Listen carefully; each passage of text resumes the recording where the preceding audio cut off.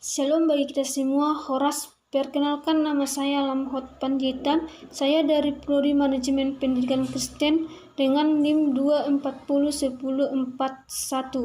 Saya dari kampus YKN Tarutung. Dalam video ini saya akan menjelaskan tentang sejarah sosiologi pendidikan yang dibawakan oleh dosen pengampu Agnes Hutahian MSI. Selamat menonton.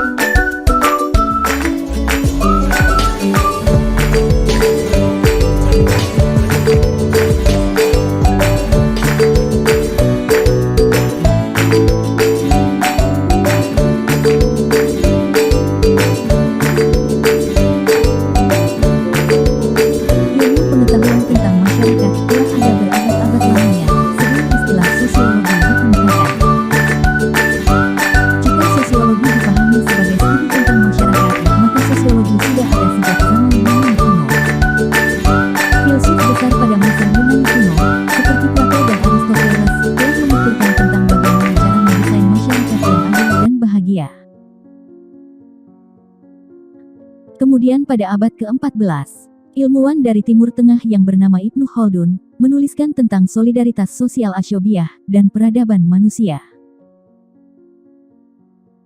Pada periode awal abad pencerahan, di Eropa Barat, Thomas Hobbes, John Locke, dan Jean-Jacques Rousseau telah menulis tentang bagaimana mengorganisir masyarakat agar hidup harmonis dalam satu sistem pemerintahan, melalui istilah yang dikenal dengan kontrak sosial. Sejarah perkembangan sosiologi sebagai ilmu pengetahuan modern yang ilmiah, dimulai pada abad ke-19, pasca meletusnya revolusi politik di Prancis dan terjadinya revolusi industri di negara-negara Eropa. This was the promise of the machine and of the Industrial Revolution. A promise, it is true, which has still to be realized to its fullest extent. Sebagai ilmu pengetahuan sosial yang rasional dan empiris, sosiologi berusia relatif lebih muda ketimbang ilmu sosial lainnya. Seorang tokoh intelektual Perancis bernama Auguste Comte mencetuskan istilah sosiologi yang saat itu memiliki konotasi fisika sosial dalam bukunya yang berjudul Cours de Philosophie Positive pada tahun 1838. Dalam teori hukum tiga tahapnya, Comte menegaskan bahwa sosiologi adalah ilmu yang berada pada tahap positif. Positif yang ia maksud adalah rasional, empiris, dan bisa diteliti dengan metode-metode ilmiah, sebagaimana natural science. Berada di tahap positif, artinya, meninggalkan unsur-unsur teologis dan metafisis. Metodologinya mengikuti hukum-hukum dalam ilmu alam, sehingga dinamakan fisika sosial. Setelah itu, pada tahun 1876, seorang intelektual Inggris bernama Herbert Spencer menuliskan buku yang berjudul Principle of Sociology. Spencer adalah orang yang percaya pada teori evolusi Darwin. Ia menerapkan hukum evolusi biologi pada sosiologi. Spencer mengenalkan teori besarnya tentang evolusi sosial yang diterima secara luas beberapa tahun kemudian. Pada tahun 1883, seorang intelektual dari Amerika Serikat yang bernama Lester Frank Watt menulis buku yang berjudul Dynamic Sociology. Buku tersebut dianggap sebagai buku pertama tentang desain tindakan sosial yang harus dilakukan masyarakat menuju kemajuan. Berikutnya pada 1895, Emil Durkheim menerangkan secara detail metodologi ilmiah sosiologi dalam bukunya yang berjudul The Rules of Sociological Method. Sosiologi berkembang pesat di Eropa Barat pada abad 19. Perkembangan tersebut banyak dipengaruhi oleh revolusi politik dan revolusi industri yang mengubah tatanan kehidupan sosial secara dramatis. Minat kaum intelektual untuk mengetahui perubahan sosial masyarakat saat itu menjadi poin penting dalam sejarah perkembangan sosiologi.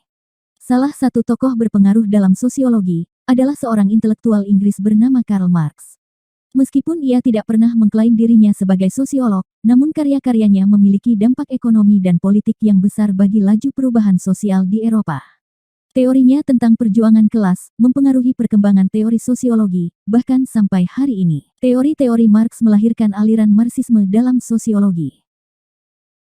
Pada abad ke-20, seorang intelektual Jerman bernama Max Weber mengkritik metode ilmiah sosiologi yang muncul pada abad ke-19. Weber berpendapat, metode ilmu alam tidak relevan diterapkan pada ilmu sosial. Ilmu sosial menjadikan manusia sebagai subjeknya, sehingga terkandung unsur subjektivitas dalam ilmu sosial.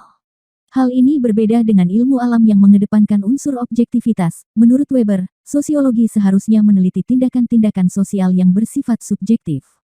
Pada abad ke-20, sosiologi juga berkembang pesat di Amerika Serikat. Pada saat itu, industrialisasi dan urbanisasi terjadi secara besar-besaran di perkotaan Amerika Serikat. Akibatnya, terjadi perubahan sosial dengan eskalasi yang besar. Masyarakat desa dan kota terlihat mencolok perbedaannya. Kondisi demikian memantik kaum intelektual Amerika untuk mengkaji gejala-gejala sosial yang timbul akibat perubahan sosial tersebut. Sehingga sosiologi menjadi salah satu studi ilmu sosial yang paling diminati pada saat itu.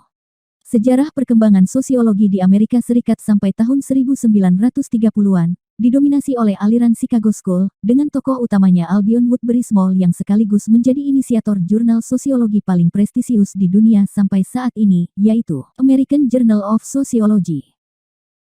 Pada fase berikutnya, perkembangan Chicago School melahirkan tokoh besar yang bernama Pitirim Sorokin. Ia banyak berkontribusi memperluas aspek metodologi sosiologi.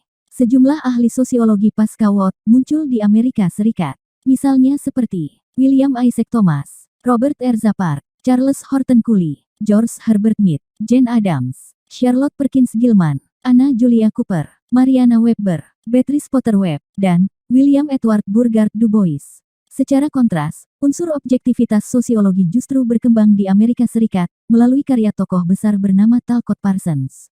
Pada 1937, Parsons menerbitkan buku yang berjudul The Structure of Social Action. Secara signifikan, buku ini berpengaruh besar pada perkembangan teori sosiologi. Parsons banyak dipengaruhi oleh Durkheim dan Weber. Interpretasinya terhadap masyarakat Amerika Serikat mempengaruhi perkembangan teori sosiologi Amerika beberapa tahun kemudian. Parsons banyak mengelaborasikan teori fungsionalisme struktural dalam menganalisis sistem sosial. Sosiologi yang berkembang di Amerika pada periode Parsonians adalah sosiologi makro. Perdebatan antara objektivitas-subjektivitas, agensi struktur, dan mikro-makro dalam sosiologi berlangsung sejak abad 20 sampai hari ini. Sejumlah aliran pemikiran ekstrim yang condong pada subjektivitas, mengkritik keras sosiologi pada awal berdirinya. Sosiologi positivistik yang dicetus oleh Comte belakangan mulai ditinggalkan. Salah satu aliran pemikiran paling keras yang mengkritik sosiologi Comte adalah The Frankfurt School, yang terdiri dari intelektual kritis dari Jerman. The Frankfurt School menapaki periode popularitasnya pada pertengahan abad 20. Kritik paling pedas yang dilontarkan adalah, sosiologi positivistik tidak berkontribusi apa-apa pada sejarah manusia, karena mengabaikan aspek transformatif dan emansipatoris yang seharusnya menjadi agenda sosiologi. Ilmu sosial tidak bisa netral, melainkan harus berpihak pada cita-cita transformasi sosial. Menjelang abad 21, sosiologi sebagai ilmu pengetahuan modern mendapat serangan bertubi-tubi dari aliran-aliran sosiologi seperti postmodernisme, poststrukturalisme, postpositivisme, postkolonialisme, dan lain sebagainya. Memasuki abad ke-21, sejarah perkembangan sosiologi menuju variasi aliran pemikiran dan disiplin yang semakin banyak. Georg Ritzer memformulasikan sosiologi sebagai ilmu pengetahuan yang berparadigma ganda. Artinya, cara pandang sosiologi tidak tunggal, sehingga sosiologi secara historis adalah ilmu pengetahuan yang luas cakupannya. Abad milenium menandai sosiologi sebagai ilmu yang sangat cair dan luas. Objek kajiannya tidak sebatas pada perubahan struktur sosial dalam konteks industrialisasi, urbanisasi, perdesaan dan perkotaan, melainkan juga sampai pada aspek dinamika masyarakat yang sifatnya kekinian. Misalnya seperti, sosiologi pada masyarakat informasi. Sosiologi abad 21 adalah sosiologi kontemporer. Indikasi semakin meluasnya ruang lingkup sosiologi bisa dilihat dari berkembang biaknya subdisiplin yang menjadi cabang sosiologi. Beberapa di antaranya yang bisa disebutkan adalah sosiologi digital, sosiologi turisme, sosiologi kesehatan, sosiologi olahraga, sosiologi sastra, sosiologi hukum, sosiologi ekonomi, sosiologi gender, dan sosiologi kontemporer lainnya. Kecenderungan lain yang bisa diidentifikasi adalah semakin menjauhnya sosiologi dari tradisi positivisme. Sejarah perkembangan sosiologi di era kontemporer cenderung menolak relevansi hukum-hukum alam pada ilmu sosial. Saat ini, fakultas-fakultas ilmu sosial di seluruh dunia mulai mengajarkan sosiologi terlepas dari bapak pendirinya. Tak heran, tokoh-tokoh seperti Michel Foucault, Pierre Bourdieu dan Slavoj Žižek lebih diminati ketimbang Auguste Comte dan Émile Durkheim.